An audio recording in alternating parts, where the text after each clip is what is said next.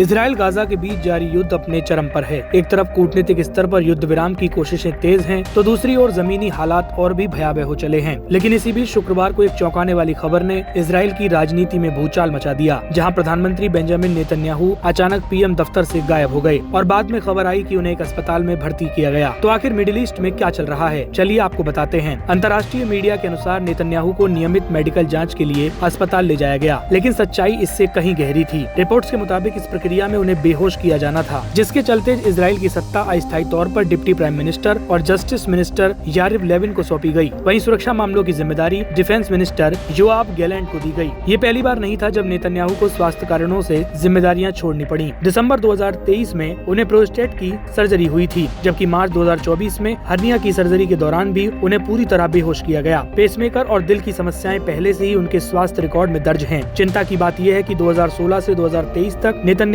की सालाना medical report भी सार्वजनिक नहीं की गई, जो एक संवैधानिक जिम्मेदारी मानी जाती है। अब एक तरफ जहां नेतन्याहू की तबीयत ने देश के हुक्मरानों को सकते में डाल दिया है, तो वहीं दूसरी तरफ गाजा में नरसंहार लगातार जारी है। गाजा पट्टी की हालत इन दिनों भयंकर है। दरअसल बलाहा इलाके में यूनाइटेड नेशंस के वर्ल्ड फूड प्रोग्राम के गोदाम के बाहर हजारों लोग भूख से बेहाल हैं। जब इंतजार बर्दाश्त से बाहर हुआ तो लोगों ने गोदाम पर धावा बोल दिया, लोहे की दीवारें तोड़ दी गयी, दरवाजे उखाड़ लिए गए और जो कुछ हाथ लगा चावल आटा वो लोग उठाकर भागने लगे। 80 दिनों की भूख ने लोगों को इतना बेबस कर दिया कि अब जीने और मरने का फर्क वो भूल चुके हैं। रेड क्रॉस अस्पताल ने पुष्टि की कि कई घायल, जिनमें महिलाएं और बच्चे शामिल हैं, गोली लगने की वजह से अस्पताल में भर्ती हैं। गाजा में अब हालात इतने बदतर हैं कि महिलाएं कचरे के ढेर से आटा निकालकर बच्चों के लिए रोटी बना रही हैं। अब इन त्रासदी जैसे हालातों के बीच कुछ उम्मीद की किरण नजर आ रही है, जहां हमास ने कथित तौर पर अमेरिका द्वारा प्रस्तावित युद्ध विराम योजना को स्वीकार कर लिया है, जिसमें स्थायी युद्ध विराम, इजरायली सेना की वापसी, मानवीय सहायता की आपूर्ति और बंदियों की अदला बदली जैसी शर्तें शामिल हैं। व्हाइट हाउस के प्रतिनिधि स्टीव विटकॉफ ने भी कहा कि अमेरिका समझौते के बेहद करीब है। हालांकि इजराइल की तरफ से अभी तक कोई आधिकारिक सहमति नहीं दी गई। नेतन्याहू पर आरोप लग रहे हैं कि वे जानबूझकर युद्ध को लंबा खींचना चाहते हैं और बंदियों की रिहाई को लेकर गंभीर नहीं है। दूसरी ओर खाड़ी देशों सऊदी अरब, कतर और यूएई ने अमेरिका से गुजारिश की है कि वो ईरान पर सैन्य हमला करने की अनुमति दे और एक नया परमाणु समझौता करने की कोशिश करे। गाजा की गोलियों में भूख, मौत और तबाही का जो मंजर है वो अब दुनिया की आंखों के सामने खुला सच बन चुका है। 11,000 से ज्यादा बच्चे मौत के मुहाने पर हैं। संयुक्त राष्ट्र, रेड क्रॉस और WFP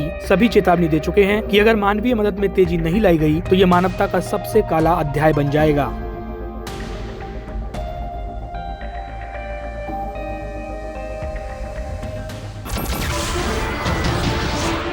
नमस्कार, मैं हूं मानक गुप्ता। अगर आपको हमारा ये वीडियो पसंद आया हो तो इसे लाइक और शेयर जरूर करें और हाँ, हमें सब्सक्राइब और फॉलो करना ना भूलें ताकि आप देश और दुनिया की कोई खबर मिस ना करें। तो जुड़े रहिए हमारे साथ और देखते रहिए न्यूज़ 24।